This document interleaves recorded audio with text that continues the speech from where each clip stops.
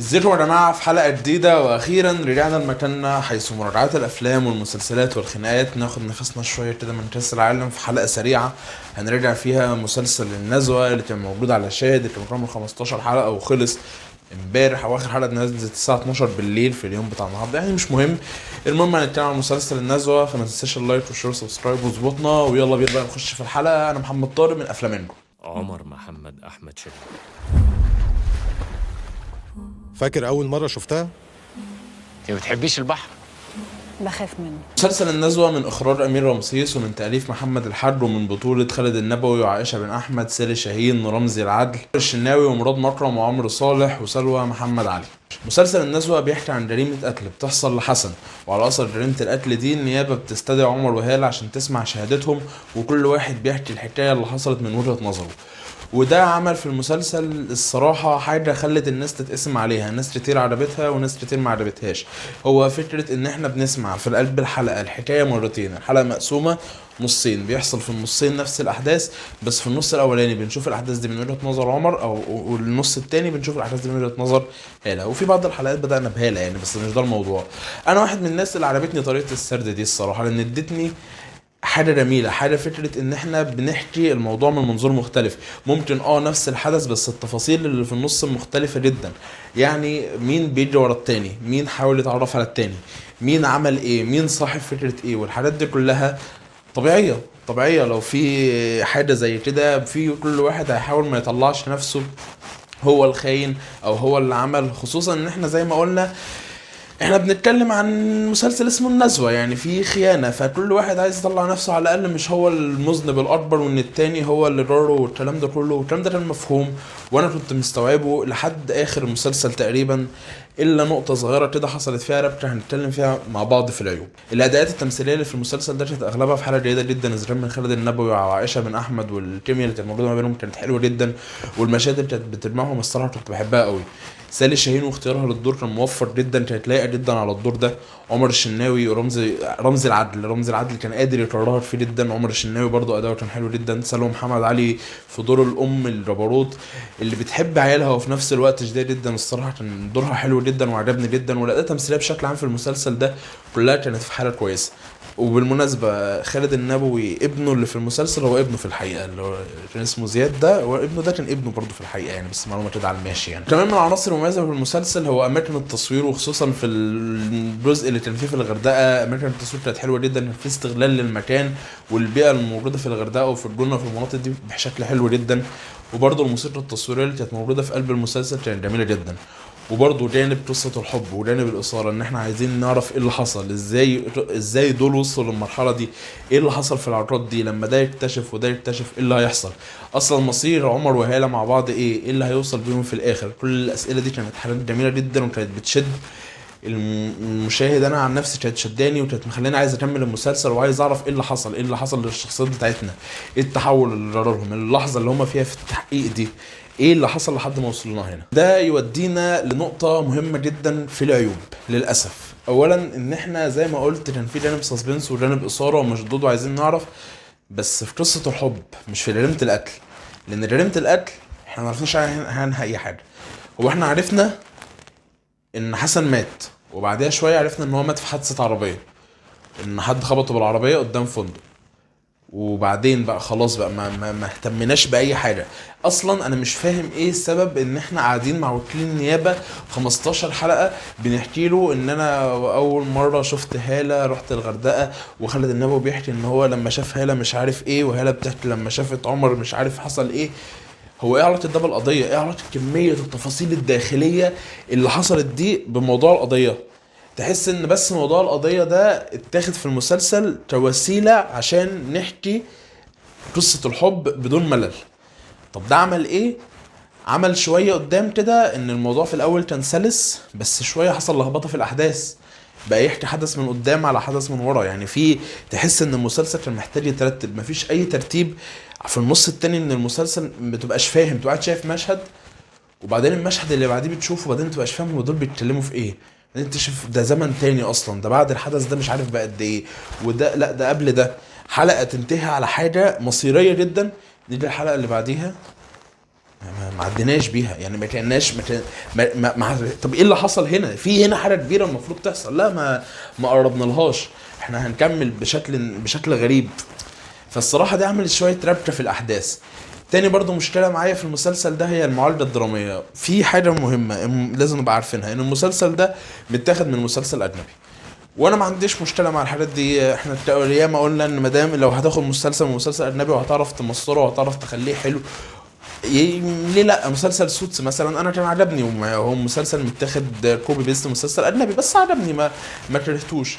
المسلسل ده المعالجه الدراميه اللي فيه خلت فيه بعض الاحداث ساذجه، خلت فيه بعض الاحداث مش منطقيه، خلت فيه بعض الاحداث مش مصريه. ودي الصراحه كانت حاجه مضايقاني جدا في المسلسل، ان باين قوي ان انت ناقل، باين قوي يعني مفيش مانع ان انت تنقل. هو ما كدبش، هو ما قالش ان انا ناقل، ده متاخد من المسلسل الفلاني. طيب ماشي، بس مصر الموضوع، خلي الموضوع مقبول بالنسبه لي في حاجات كتير. والصراحه عشان اوضح الموضوع ده محتاج اتكلم شويه عن العيوب بحريه حق. فاحنا هنقف هنا للناس اللي ما شافتش مسلسل الناس وتقييمي ليه هو 6/10. وخلينا بقى الجزء الجاي ده نتكلم عن العيوب شويه بفضفضه، لان في حاجات كتير جدا مضايقاني في المسلسل. ممكن لما اقعد اتكلم فيها اكتشف في الاخر ان انا عايز اديله 5 و4/10، بس يعني خلينا دلوقتي واقفين في 6. لو انت شفت المسلسل كمل معانا، لو انت ما شفتوش اقف لحد هنا، اظبط بس لايك والكلام ده كله، اقف لحد هنا، ولما تتفرج عليه ابقى تعالى ايه عشان تكمل معانا الجزء ده. برضه قبل ما نخش على الحرق كده، نهايه المسلسل من يعني مربكه جدا، مربكه بشكل مش طبيعي، تحسسك اللي هو ايه، هو في ايه اللي بيحصل فين يعني. برضه دي حاله بس سريعه كده قبل ما نخش على الحرق. يعني المعالجه، كنا بنتكلم في موضوع المعالجه، وتقريبا ناس كتير فهمت من المشهد اللي انتشر جامد قوي على السوشيال ميديا بتاع مشهد بتاع حمل البنت. انا فاهم ممكن تكون الاعتراضات في المشهد ده على ايه، بس هو في عيبه ومشكلته الكبرى مش ان هو ما قتلهاش، مش ان هو ما ضربهاش، مش ان هم مش عارف اتعملت ايه، مشكلته انه منقول، مشكلته انه محدش فكر انه يخلي المشهد ده لايق على تصرفها. ما بقولش انه كان يقتلها، بس كان التصرف يكون على الاقل مختلف شويه، يكون متصدق شويه. دي نقطه. تاني حاجه، عمر الشناوي او شخصيه سيف اللي هي المفروض جوز هالة، حصل معاه مشكلتين في المسلسل.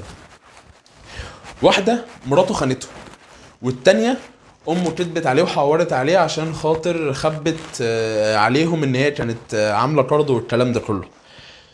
رجع لهالة وكان عايز يسيب امه ويهرب ويروح يعيش مع هالة. طيب يعني انت شايف، يعني انت بالنسبة لك ان الخيانة اوكي، بس ان امي تضحك عليا عشان خاطر عايزه خايفه او عافيه ديون او الكلام ده كله، لا دي مش ممكن اسكت ابدا على اللي حصل ده مش منطقي، دي حاجه مش منطقيه خالص بالنسبه لي. فدي النقط اللي تحس ان فيها لا في خلل هنا، في خلل على الاقل في تصرفاتنا، على الاقل في فهمنا. ما تقنعنيش ان دي اكبر من دي او دي اقل من دي، لا ده مش طبيعي.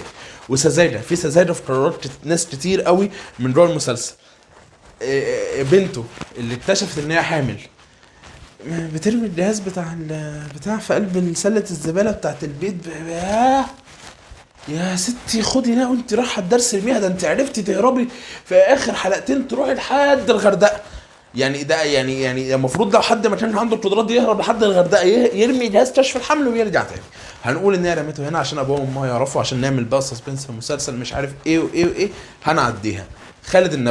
خالد النبوي عائشه بن احمد بترمي حاجات في الشقه عشان خاطر توقع مع مراته، بترمي حاجه شخصيه ليها، يقوم هو بقى يخبيها فين؟ في درج الكومودينو اللي جنب السرير في اوضه نومه بتاعته هي ومراته. لا هنا في سذاجه، هنا انت بتضحك عليا. هنا مش معنى ان انا لقيت ده وعايز اخفيه فين؟ اخفيه هنا. طيب ما هنا اصلا ده اول مكان، اقرب مكان للشخص اللي عايز اخبيه منه. يعني زي ما يكون ان انا عايز اهرب من اسد فرحت داخل قفص الاسود، ده اللي عمله في خالد النبوي في اللقطه دي. حاجه مستفزه جدا، حاجه تحسسك ان انت بتستخباني. يعني انا كده حاسس ان انا المسلسل ما بيعملنيش ان ذكي، بيضحك عليا عشان خاطر نوصل بالاحداث، بس هنخبي دي هنا، وعشان نوصل بالاحداث مش عارف هنعمل ايه. في برضه بعض الغلطات في الاخراج، في حاجات ممكن تافهه تعدي شويه، زي مثلا ان في مشهد اللي اتدلق فيه قهوه على قميص خالد النبوي، وبعدها ب3 ثواني القهوه دي اختفت، وهم المفروض كان عايز يغير القهوه، كان عايز يغير قصدي قهوتين، كان عايز يغير القميص، وبيتقال له انه غير القميص من البقعه اختفت. في حاجات كده اللي هي تفاصيل تضايق، اللي هو يعني ليه استسهال، في استسهال كبير، في تحس ان هو ايه، بص هو ان شاء الله اللي بيتفرج مش هيركز، يعني ان شاء الله اللي بيتفرج مش هياخد باله من الحته دي، ان شاء الله اللي بيتفرج الحته دي هتقنعه، ان شاء الله اللي بيتفرج مش عارف ايه اللي هيحصل. حاجه تضايق لما تحس ان العمل اللي قدامك بيعاملك غبي. دورت عليا كتير مش كده؟ مش دي البنت اللي خدت مننا الطلبات في مطعم السمك اللي رحناه؟ كده الشبكه الجنائيه بقت قويه جدا. وحاجه برضو تاني من الحاجات المستفزه ان مراته كانت بتلومه انت ازاي تضربه كده وتوقعنا في المشكله دي ومش عارف وايه، اللي هو بيضرب الواد اللي غلط مع بنته. انت بجد يعني ده حقيقي؟ انتوا اللي بتضحكوا عليا يعني. ما هو برضو راجل شاف واحد عمل كده، يعني ده اقل واجب هيقوم يعمل اي حاجه، يعني هيتعصب. هو ما قتلوش، ده قام ضربه شويه، متخانق معاه، قام فضل العصبيه اللي كانت فيه عليها. لا انت انسان رجعي. برضو تحس ان الموضوع ما كانش فيه اهتمام ان احنا نمصر الموضوع، ان احنا نخلي الموضوع لايق على الثقافه بتاعتنا، ودي حاجه تعصبني برضو. يعني شويه اجتهاد، مش لازم الموضوع يكون من هنا لهنا. برضو حاجه من الحاجات اللي مضايقاني في المسلسل الحفاظات الزمنيه اللي انا قلت عليها. احنا بيقع مننا احداث كتير. الحلقه 13 بتنتهي ان احنا واقفين في الموقف، هالة قدامها سيف وعمر واقف بعيد.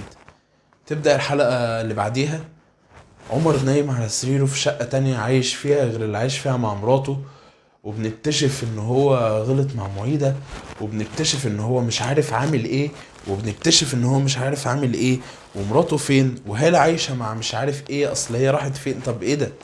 امتى الكلام ده كله حصل؟ في المقابل في مط، يعني في مط كبير جدا في الاحداث. وتعالى بقى الناحيه التانية، انا هخبي عليك كميه احداث مش طبيعيه، انا مره واحده كده هنططك من هنا لهنا. بص انا هزولك. طب ليه؟ الوقت اللي انت ضيعته في حكي حاجات كتير قوي ملهاش لازمه، كنت حكيت لي فيه الحاجات اللي انت مره واحده عمال بتحكيها لي على لسان الابطال، اللي هو ايه، اكسبوزيشن يعني ليفل الوحش، اللي هو صاحب خالد النبوي اللي كان اسمه فريد تقريبا، يخش ايه يا عمر ايه اللي حصل لك؟ اترفدت من الجامعه ليه؟ اصل كذا كذا كذا كذا كذا كذا، وانت مش عارف ايه، اصل انت مش عارف ايه، اصل ما هبعتاك عمالين بنحكي طب ما تصور المشاهد دي، صور المشاهد دي ارحم من اوقات كتير قوي ضيعتها في المسلسل. 15 حلقه وبعدين فين قضيه القتل؟ ايه اللي حصل اصلا؟ ايه نهايه المسلسل؟ يعني انا عايز حد يقول لي ايه نهايه مسلسل النزوه. مين اللي خبطه بالعربيه؟ خالد النبوي المفروض، ولا خالد النبوي مثلا يعني لقيت حد كاتب والله هي مها اللي عملتها وعمر كان بيخبي عليها؟ طب ما هو ممكن. طيب ما تقول لي عايز تنهيها نهايه مفتوحه ان هو يبقى فيه جزء تاني؟ يعني انت قاعد 15 حلقه المسلسل عمال في كتير جدا من الحلقات كان ممكن تتشال، وعمال بيهري عشان في الاخر تقول لي لا معلش اصل في جزء تاني. طب يبقى انت كده ضيعت وقتي. مسلسل النزوه للاسف كان تضييع وقت في اوقات كتير قوي، ومره واحده في الاخر يلا نقفل المسلسل. طب قفلت المسلسل على ايه؟ ايه اللي حصل الحلقه الاخيره؟ هو ايه اللي حصل في الحلقه الاخيره؟ ممكن حد يفهمني؟ يعني ايوه انا فاهم ان هما الاتنين كل واحد بيحكي حكايه من منظوره، بس واحد حكايته وقفت ان هو بيضرب حسن على السطح ومفروض انه بتهدد بمسدس، والتاني حكايته وقفت ان خالد النبوي وقف قدام الباب وقرر يكمل مع هالة. طيب بص انا جه في دماغي نظريه كده، ان بعد ما شفنا ان عمر فعلا كمل مع هالة، ان ممكن ده يوصل لك ان عمر كان هو الكذاب في اغلب الحكايه، وهو ان هو اللي جري ورا هالة، وان جانب الحكي بتاع هالة هو اللي صح، لان بدليل ان النتيجه راحت للكلام اللي قالت هالة عليه، وبدليل ان احنا شفنا ان عمر بيتفق مع الميكانيكي ان هو لا ما تقولش اسمي ولا ما تعملش، ولقيناه بيعمل حاجات كتير. فواضح ان عمر هو الكذاب. ماشي، يعني دي نظريه انا مشيت وراها وشايفها مقنعه الصراحه، يعني ما فيهاش ازمه. طيب هو برضه ايه اللي حصل؟ ما انا عايز افهم، ما انت لازم تشرح لي ده، ما ينفعش تسيبني في نظريه. دي نقطه مهمه. طيب لو عمر وقف معاهم قرر يخش الهاله، مين اللي راح خبط حسن بالعربيه؟ برضه علقتني. مها ممكن تكون مها مثلا. طيب ماشي ممكن تكون مها. طيب ما تقول لي طيب مش مها، طب ما تقول لي برضه خبى عليا عشان يديني جزء تاني. طب انت مقعدني 15 حلقه معاك بنعمل ايه؟ بس يعني احنا وصلنا اخر حلقه، معلش لو يعني اتعصبت، بس الموضوع كان منرفزني. الناس عاجبني المسلسل، وعاجبني فكره ان احنا بنحكي حاجات من وجهه نظر شخصين، وعاجبني مش عارف ايه، بس نسيت ان في جريمه قتل.